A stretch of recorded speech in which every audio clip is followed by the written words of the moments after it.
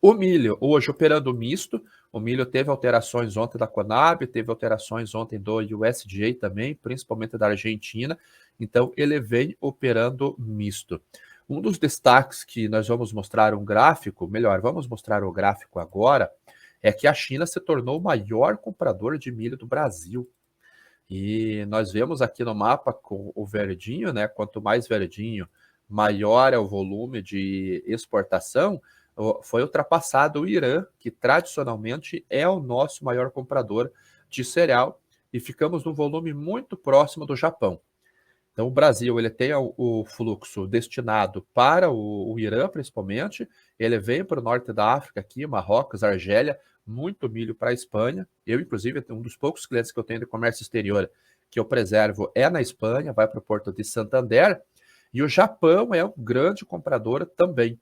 E agora a China está se tornando o maior importador de milho aqui do Brasil. Em janeiro, ele foi o maior disparado. Eu tenho um gráfico aqui do fluxo de exportação da Refinitiv, do Icon, e nós vemos aqui, dezembro ele já foi grande importador. A gente vê que por essa linha amarela, que é a China, importou muito mais do que outros aqui, do que a Espanha, do que Malásia, do que a Coreia do Sul, do que o Japão, do que o Vietnã e do que o próprio Irã. Então, há um potencial muito bom para os preços continuarem em elevação aqui no Brasil, ou pelo menos sustentados. E isso porque a demanda vai puxar, vai consumir o estoque, a gente vai ter que, em algum momento, aumentar a produção. E o ciclo fica fácil de entender, né? Você começa a ter demanda, a demanda se apresenta antes de uma elevação de produção, o preço alto favorece a produção, a gente tem o aumento da produção.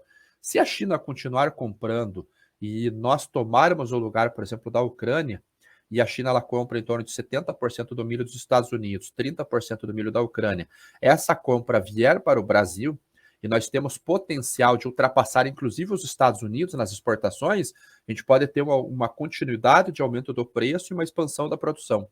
E eu acho o milho uma cultura mais democrática globalmente do que a soja, porque o milho, apesar da China ter o potencial de se tornar o maior importador, nós podemos ver pelo mapa aqui que é uma distribuição feita em vários países. Isso que eu estou falando de janeiro de 2023. Ó. 2022, nós exportamos desde a Argentina aqui para Estados Unidos, México, toda a América Central, toda a Europa compra milho do Brasil. Muitos países da África compram milho do Brasil. Essa região do Golfo Pérsico aqui, Arábia Saudita, o Irã, o Iraque, Egito, todos compram milho do Brasil, inclusive a Turquia, Índia.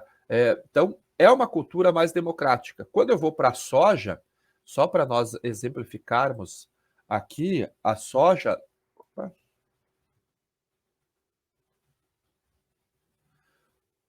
soja, eu já tenho um mercado mais concentrado.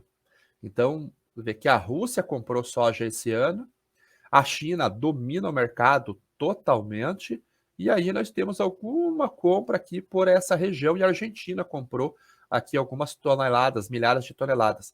Mas olha como a China concentra o mercado. Apesar de a gente exportar um tasquinho para cá, até para os Estados Unidos comprou um pouquinho, mas olha como é a concentração para a China. Se eu trouxer pelo Trade Map, olha isso daqui, 70% basicamente das exportações de soja vão para a China. Vamos ver esse Trade Map por milho? Eu devia ter feito isso no início, né? Vamos ver como que fica 2022 no Trade Map. Olha como há uma distribuição melhor, ou seja, você não coloca todos os ovos numa mesma cesta. Se der um problema lá na China, por exemplo, não fará tanta diferença para o milho como fará para a soja. Então, eu gostaria muito que o Brasil expandisse as exportações de milho realmente.